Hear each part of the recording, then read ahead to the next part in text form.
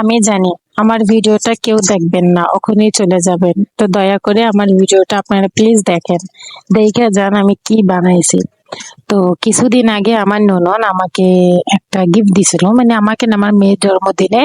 তো ওইটার ভিতরে একটা গ্লাস ছিল, একটা চামচ ছিল। তো ওটা আমি কি করছি, চামচটা গ্লাসটা বার করে আমি এই কাভারটা, আমার কাছে বক্সটা এত ভালো লাগছে, আমি কি করছি বক্সটা দিয়ে একটা শোপিস বানাইছি। তো একটা গল্প বলি আপনাদের, হ্যাঁ। আমি কিন্তু অনেক মানে লেখাপড়া বেশি তেমন একটা করি নাই, কিন্তু অনেক জিনিস বানাতে পারি বা হাতের কাজ করতে পারি, অনেক কিছু করতে পারি। তো আমার হাজবেন্ড অনেক সাপোর্ট করে এর জন্য আমাকে, যে তুমি বানাও, কোনো সমস্যা নাই, আর কি লাগবে কি না লাগবে আমাকে বলো, আমি আইনা দিব। তুমি একটা ছোট করে ভিডিও বানাইও, আর তুমি মন যেটা চাই সেটা বানাও, আর ওইগুলো তুমি তোমার ফেসবুক আইডিতে ছাড়ো। তাই আমি বলছি আচ্ছা।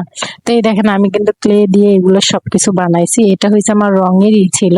তো ওইটা দিয়ে গোল গোল করে বানাইছি। তখন আমার কাছে কালার ছিল না যে কালার করব, কালারটা শেষ হয়ে গেছে, বাট আমি কালার অর্ডার দিছি, এখন পর্যন্ত আসে নাই।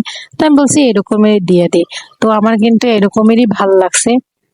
তো আমি কিন্তু জিনিস অনেক কিছু বানাতে পারি, কিন্তু হয়েছে কি আমার ছোট একটা মেয়ে আছে, তো এর জন্য আমি বানাতে পারি না ওই রকমের ভালো করে, বা সময় পাই না। এমনকি আমার শ্বশুর শাশুড়ি কেউ নাই, আমি একাই রান্না করি, আবার নিজের ঘরে কাজ করি, আবার আমার একটা দেওর আছে।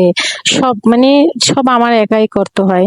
তার ফাঁকে আমি কিছু কাজ এগুলা পারি, এগুলো ওগুলো করি। আমার ছেলেটা, মানে আমার বাচ্চাটাকে যখন আমার দেওর ধরে, তখন আমি এগুলো কোলে নিয়ে বাইরে যাই, তখন আমি এগুলা কাজ করি।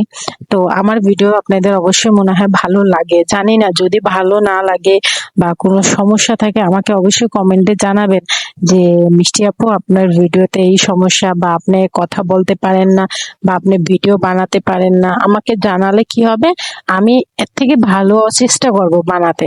তো এটার মাঝখানে আমি দিয়ে দিছি।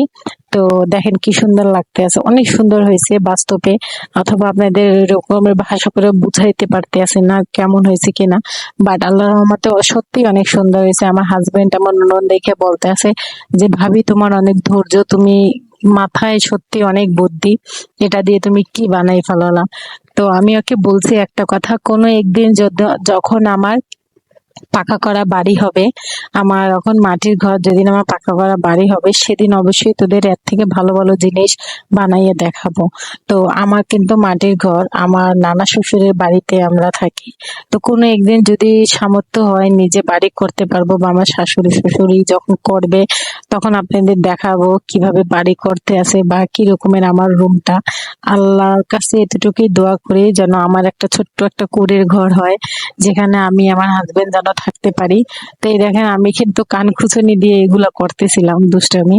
তো এই দেখেন অনেক সুন্দর করে ফুল বানাই নিয়েছি, বানাইয়া তারপর আমি যে এগুলো সাজাইছি। তো এই দেখেন লাস্ট কেমন হয়েছে অবশ্যই আমাকে কমেন্টে জানাবেন। আর সবাই ভালো থাকবেন, সুস্থ থাকবেন, আমার জন্য সবাই দোয়া করবেন। আল্লাহ হাফেজ।